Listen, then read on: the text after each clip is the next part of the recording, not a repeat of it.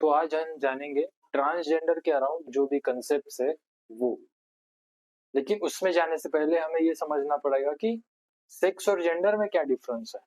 जब कोई पैदा होता है और जिन कैरेक्टरिस्टिक्स को रिप्रोडक्टिव पार्ट्स को देखकर जैसे डॉक्टर आइडेंटिफाई करता है ये मेल है या फीमेल है, जो असाइंड होता है बर्थ पर। अगर आपके पास मेल रिप्रोडक्टिव पार्ट है तो आप मेल हो गए, और अगर आपके पास फीमेल रिप्रोडक्टिव पार्ट है तो आप फीमेल हो गए।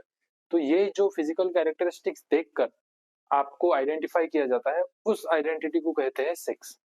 जेंडर को जो है, जैसे जैसे आप बड़े होते हैं जो भी कैरेक्टरिस्टिक्स आप में डेवलप होते हैं या फिर आपको जैसे फील होता है, ऐसा हो सकता है कि आपके पास रिप्रोडक्टिव पार्ट्स मेल के हो, लेकिन आपके जो बिहेवियर हो या आपको अंदर से ऐसा फील होता हो कि आप एक फीमेल है, फेमिनाइन एनर्जी आपके अंदर से बहुत ज्यादा आती है, या फिर इसका वाइस वर्सा, यानी आपके पास फीमेल रिप्रोडक्टिव पार्ट्स है लेकिन आपको अंदर से ऐसा महसूस होता है कि आप मेल हो।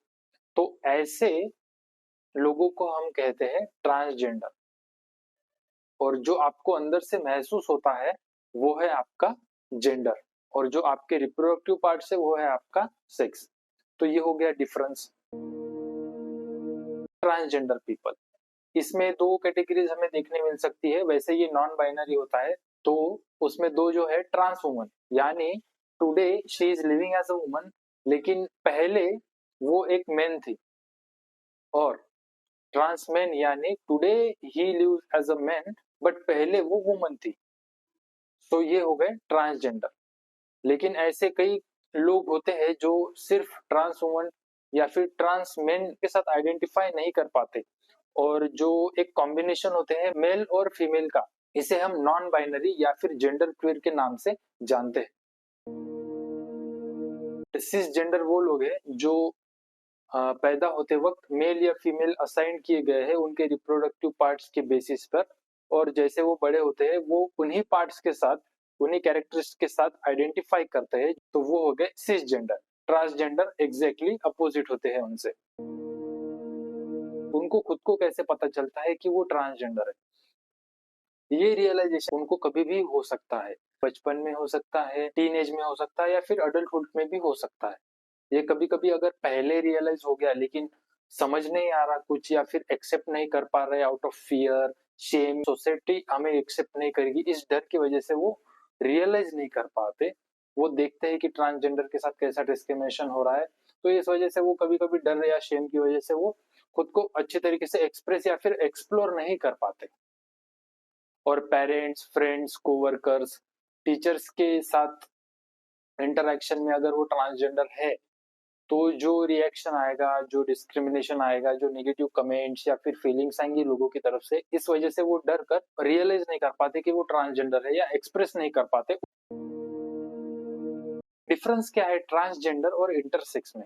क्योंकि ये वर्ड जो है सिनोनिमस लगती है लेकिन काफी डिफरेंट है। ट्रांसजेंडर तो मैंने आपको बता ही दिया क्या होते हैं। इंटरसेक्स पीपल यानी जो लोग बचपन में ना ही मेल ना ही फीमेल रिप्रोडक्टिव पार्ट्स के साथ जन्म लेते हैं, बाकी इन दोनों का ये मिक्सचर होता है, एम्बिग्यूअस होता है, इस वजह से हम ये आइडेंटिफाई नहीं कर पाते ये फीमेल है या मेल है। इन लोगों को कहते हैं इंटरसेक्स। ट्रांसजेंडर के साथ इक्वेलिटी क्यों इंपॉर्टेंट है? Transgender people should also be treated with same dignity and respect जैसे हम अदर जेंडर्स के साथ बिहेव करते हैं। उनको भी उतना ही हक है जीने का और खुद को एक्सप्रेस करने का। इसके बावजूद भी कई ज्यादा डिस्क्रिमिनेशन उनके साथ होता है, वर्क प्लेसेस पे, जॉब एम्प्लॉयमेंट पे, एजुकेशन पर, और रहने के लिए जगह नहीं मिलती। ऐसे कई सारे सीरियस इश्यूज उनके साथ होते हैं, सेक्सुअल असॉल्ट होते हैं, स्कूल में उनके साथ हरासमेंट हो सकता है, मेडिकल केयर से उनको रिस्ट्रिक्ट किया जा सकता है। ये सारी वजह से जो ट्रांसजेंडर पीपल है वो इक्वली रह नहीं पाते और एक्सप्रेस या फिर एक्सप्लोर नहीं कर पाते।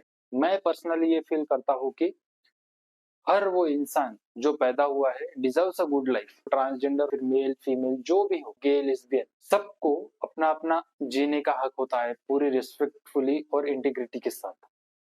आज हम जान लिए हैं कि क्या ट्रांसजेंडर है, सिसजेंडर है। आगे हम और भी जानेंगे ये जेंडर और सेक्स एजुकेशन के बारे में। मिलते हैं। Thank you. नमस्ते।